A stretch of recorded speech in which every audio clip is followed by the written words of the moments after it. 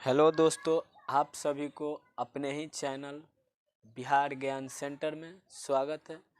वैसे हैं आप लोग।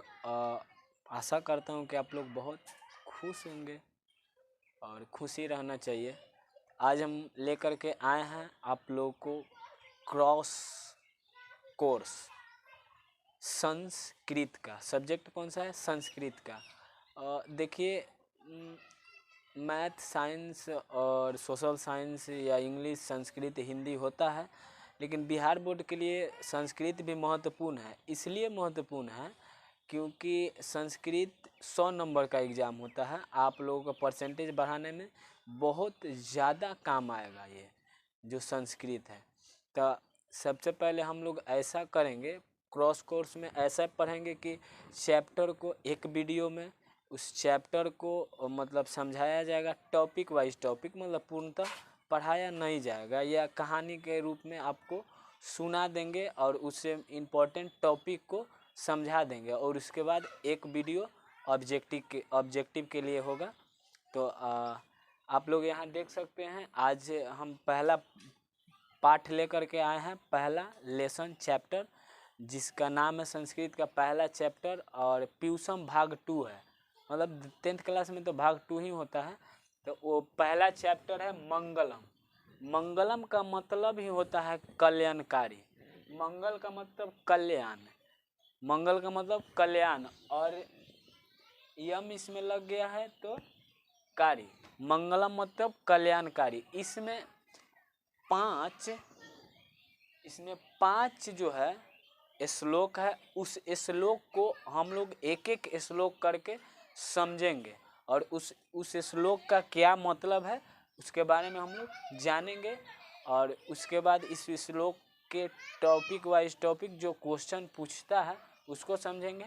अगले वीडियो में ऑब्जेक्टिव के रूप में हम लोग देखेंगे। तो यहाँ आप लोग देख सकते हैं पहला श्लोक, जो कि ईशावास उपनिषद से लिया गया है। पहला श्लोक ईशावास उपनिषद से लिया गया है। एक बात बता दें कि मंगलम में 5 श्लोक है और पांचों श्लोक उपनिषद से लिया गया है। पांचों श्लोक उपनिषद से लिया गया है, लेकिन ये पहला श्लोक जो है ईशावास उपनिषद से लिया गया है। कौन सा उपनिषद से? ईशावास उपनिषद से। यहाँ पे आप लोग देख सकते हैं, ईशावास उपनिषद से लिया गया है। पहला श्लोक हम लोग देखेंगे। पहला श्लोक कहता है कि हिरण्मयेन पात्रेण सत्यस्यपि हितम मुखम तत्वम पुषन् अपाविर्नु सत्यधर्माय दृष्टे। पहला श्लोक कहता है कि हिरण्मयेन पात्रेण मतलब सोने जैसा पात्र से, सत्यस्यपि हितम मुखम मतलब सत्य का मुख जो है सोने जैसा पात्र से ढका हुआ है। सत्य का मुंह जो है सोने जैसा पात्र से ढका हुआ है। आगे अगला लाइन देखिए, तत्वम पुष्ण अपाविर्नु सत्य धर्माय दुष्ट। और सत्य का प्राप्ति आप तभी कर सकते हैं जब इस संसार से मोह माया को त्याग कर देंगे। तो पहला श्लोक का मतलब अर्थ यही कहना है कि सत्य का मुख जो है सोने जैसा पात्र से ढका हुआ है, मतलब लोग माया मोह में यहाँ अझुराए हुए हैं। कोई भी सत्य की प्राप्ति की ओर नहीं जाता है। तो सत्य की प्राप्ति तभी आप कर सकते हैं और तभी संभव है जब इस संसार से मोह माया को त्याग कर देंगे। समझे कि नहीं? चलते हैं दूसरे श्लोक की ओर। दूसरा श्लोक जो है कंठो उपनिषद से लिया गया है। कठो उपनिषद से, यहाँ आप देख सकते हैं दूसरा श्लोक जो है कठो उपनिषद से लिया गया है। ये श्लोक है, अनोन्यान महतो मह्यान आत्मस्य जंतो निहितो गुहे याम तम क्रतुः पश्यति बीत शोको धातु प्रसाद महिमान आत्मान। कह रहा है कि अनोन्यान महतो मह्यान, ये जो आत्मा है, आत्मा जो है हम लोग के इस श्लोक का कहना है कि जीव का जो हृदय है वो एक गुफा के रूप में है जिसमें आत्मा वास करता है। जीव जो है, जीव का जो हृदय है एक गुफा के रूप में है जिसके अंदर आत्मा वास करता है। और आत्मा सूक्ष्म से छोटा से भी छोटा मतलब सूक्ष्म है, सूक्ष्म मतलब बहुत छोटा, मतलब सूक्ष्म से भी छोटा है, मतलब बहुत छोटा है, अणु से भी सूक्ष्म है, अणु मतलब एक कण, कण से भी छोटा है। और वो आत्मा हृदय रूपी गुफा में वास करता है। जीव के हृदय रूपी गुफा में अणु से भी सूक्ष्म आत्मा वास करता है। और ये बोल रहा है कि इस आत्मा को परमात्मा से मिलाने के लिए या उनसे मिलने के लिए, उसमें मिल जाने के लिए, विलीन होने के लिए सिर्फ एक ही रास्ता है कि आप सत्य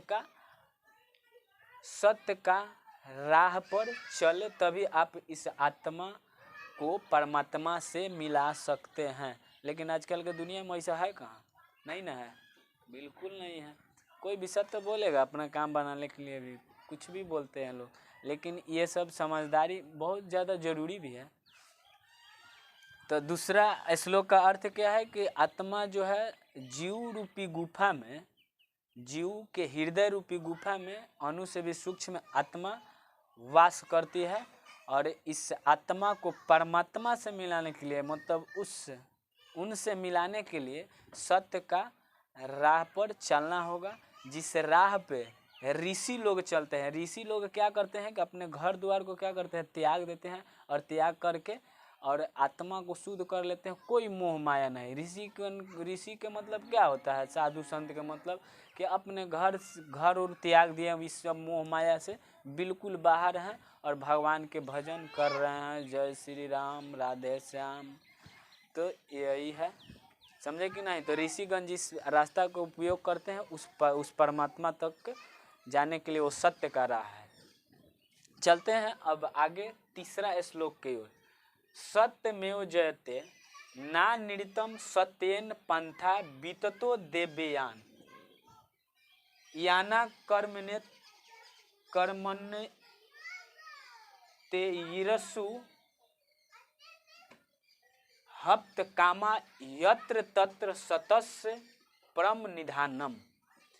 ये श्लोक कहता है कि सत्यमेव जयते, सत्य का ही जीत होता है। नानृतं सत्येन पंथा विततो देवयान, मतलब सत्य का ही जीत होता है, असत्य के नहीं। मतलब सच का ही जीत होता है, झूठ का जीत नहीं होता है। ये हम नहीं बोल रहे हैं, ये उपनिषद बताता है। ये मुंडको उपनिषद से लिया गया श्लोक है। ये क्या है? श्लोक है कि सत्य का ही जीत होता है। नानृतं सत्येन मतलब झूठ का जीत नहीं होता है। पंथा विततो देवयान, और सत्य का ही गुणगान भगवान या देवता भी गाते हैं। सत्य का ही गुणगान भगवान या देवता भी गाते हैं। अगला चलते हैं।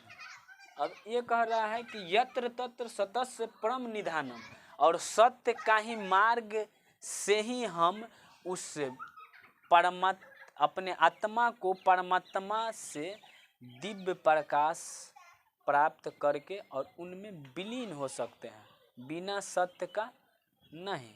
तो सत्य बोलिए और सत्य चलिए। एक 13वीं शताब्दी का कुछ हिस्ट्री का बात याद आ गया तो हम बोल देते हैं। एक 13वीं शताब्दी के इतिहासकार थे, उनका नाम था फ़ख-ए मुतरिबा। फ़ख-ए मुतरिबा ने एक बात बोला था कि उस समय 13वीं शताब्दी में कि राजा जो है, राजा को राज चलाने के लिए सैनिक की ज़रूरत होती है। और सैनिक को अपना काम चलाने के लिए, मतलब जो भी है जीवन का यापन करने के लिए उन्हें क्या चाहिए? पेमेंट चाहिए, तनख्वाह चाहिए। और तनख्वाह कहाँ से आता है? तो किसान जो खेती करते हैं उनसे जो राजस्व के रूप में लिया जाता है, मतलब टैक्स के रूप में उनसे जो लिया जाता है, उसी से उनका क्या दिया जाता है? तनख्वाह दिया जाता है। और किसान तनख्वाह तभी देंगे जब वो खुश होंगे और प्रसन्न होंगे। किसान प्रसन्न तभी होंगे जब जो शासक है वो न्याय और सच प्रशासन का बढ़ावा दे।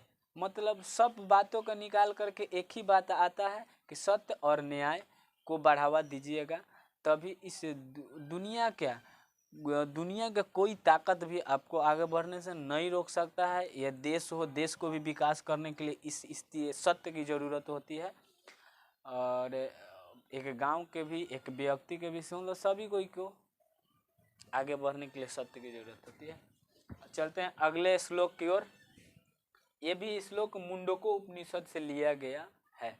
ये श्लोक है, यथा नद्य स्यनंद मानः समुद्र अस्तम गच्छन्ति नाम रूपे विहाय तथा विद्वान नाम रूपाद्य विमुक्तः परम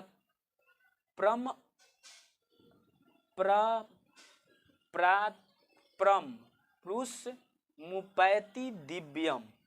ये श्लोक कहता है कि यथा नद, नद मतलब नदी होता है संस्कृत में। मतलब नदी जो है, एक नदी देखते हैं, बहुत सारा नदी जो है समुद्र में जाकर मिल जाती है। जैसे कि बंगाल के खाड़ी में इधर उधर जो है हिंद महासागर, इधर अरब सागर, इसमें बहुत सारी नदियाँ मिलती है। जैसे इधर से कावेरी, बहुत सारी नदियाँ, इधर महानदी, गंगा, ये सब जो है इधर जाके बंगाल के खाड़ी में गिरती है। तो नदियाँ जो महासागर में, मतलब समुद्र में मिलने के बाद अपने नाम और रूप को त्याग कर देती है। मतलब नदी यदि क्या है कि समुद्र में मिल जाएगा तो उस समुद्र में पता चलेगा कि उसमें नदी में कौन सा, उस समुद्र में कौन सा नदी का पानी है। जिस प्रकार नदियाँ समुद्र में मिल करके अपने नाम और रूप को खो देती है, उसी प्रकार विद्वान सत्य के राह पर चल करके भगवान, मतलब वो परमात्मा में विलीन हो करके और प्रकाश दिव्य हो जाते हैं। मतलब एक प्रकार से कह सकते हैं कि अमर हो जाते हैं, अमर नहीं, वो कह सकते हैं क्या,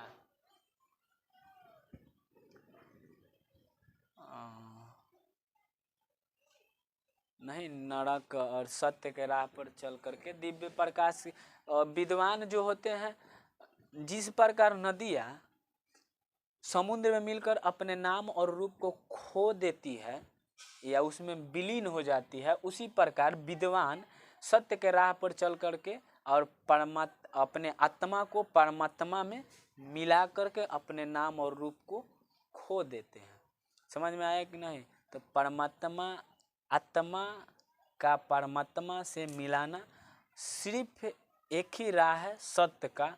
और सत्य मतलब सच बोलिए, तभी आपको तृप्ति मिलेगी, मोक्ष मिलेगा। मोक्ष तभी मिलेगा जब आप सत्य बोलिएगा, असत्य से नहीं। चलते हैं 5वें श्लोक की ओर। ये तीसरा हो गया, चौथा हो गया, 5वां। वेदाहमेन्तम पुरुषम महानतम आदित्य वर्ण तमसः प्रस्तात। ये कहता है कि वेद जो है वो, उसको वेद को जो है पुरुष पढ़ करके, जैसे सूर्य प्रकाश देता है ना, सूर्य प्रकाश देता है, वेद को पढ़ करके उसी तरह व्यक्ति प्रकाश का एक पुंज बन जाता है। प्रकाश का एक पुंज बन जाता है। ऋषियों का कहना था या वेद का भी कहना है कि वेद जो है प्रकाश का पुंज है। प्रकाश का पुंज मतलब जहाँ से प्रकाश निकलता है, मतलब ज्ञान जो जीवन जीने का या अच्छी तरह जीवन जीने का जो ज्ञान देता है वो वेद से ही मिलता है और उपनिषद वेद से ही मिलता है। सबसे पहले जो हम लोग का सनातन धर्म का मेन जो चीज़ था वो वेद पे ही आधारित था। बाद में कुछ लोग इधर जोड़ जाड़ के क्या क्या किए, लेकिन वेद सभी लोग को पढ़ना चाहिए, क्योंकि वेद ही आपको एक अच्छा जीवन जीने का ज्ञान बताएगा। वैसे तो बहुत सारे ग्रंथ हैं। तमेव विद्वती मृत्युमेति नान्यः पंथा विधते यान्यः। कह रहा है कि जो यही वेद पढ़ करके और प्रकाश के पुंज बन करके आप मृत्यु से लड़ सकते हैं या मृत्यु से विजय प्राप्त कर सकते हैं। मतलब कि आप वेद पढ़ लीजिएगा, अच्छा ज्ञान हो जाएगा, जीवन अच्छा जी लीजिएगा, तो फिर ज़िंदगी में अच्छा काम करने के बाद मृत्यु भी होगा ना, तो कभी अफसोस नहीं होता है। आप भाग दौड़ के ज़िंदगी में मर जाइएगा या मृत्यु हो जाएगा तो कुछ नहीं बचेगा यहाँ पे, कुछ कोई लेकर के ना आया है ना कुछ लेकर के जाएगा, समझे कि नहीं। तो इसके कुछ जो है नोट्स के बारे में हम लोग जानेंगे।